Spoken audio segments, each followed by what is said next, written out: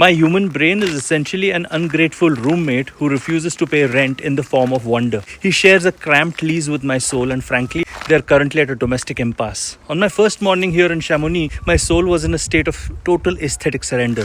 It was moved, it was overwhelmed, it was ready to quit my day job and become a highly intellectual mountain goat. By the third morning, however, my roommate had taken over. My brain decided that a world-class mountain range was simply to be expected. I found myself looking at a jagged masterpiece like this and complaining about the lack of solar cooperation while I scanned the horizon for a pain au chocolat. I had successfully turned a geological miracle into a blind spot to satisfy a craving for pastry. This is the law of diminishing marginal utility, a glorious psychological glitch. My brain treats a miracle like a screensaver if my soul looks at it for more than 48 hours. I am biologically hardwired to become bored with paradise so I can focus on more vital concerns like whether the local market is full of people trying to overcharge me in particularly charming French accents. Since my brain has filed the Alps under miscellaneous rocks without really understanding how much of a snob he is, I have to flee to the coast. I'm trading the jagged vertical white of Chamonix for the flat shimmering blue of the Mediterranean. It is a desperate attempt to jumpstart my dopamine before my internal efficiency expert realizes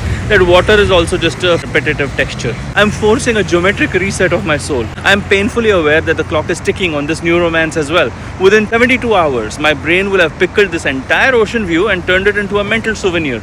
It will shrink the French Riviera into a tiny shelf-stable postcard and file it away in a dusty cabinet next to my tax returns. But for this exact moment, the horizon is still a mystery. I'm successfully mesmerized by the sea. In the economy of joy, this is the only profit margin that matters.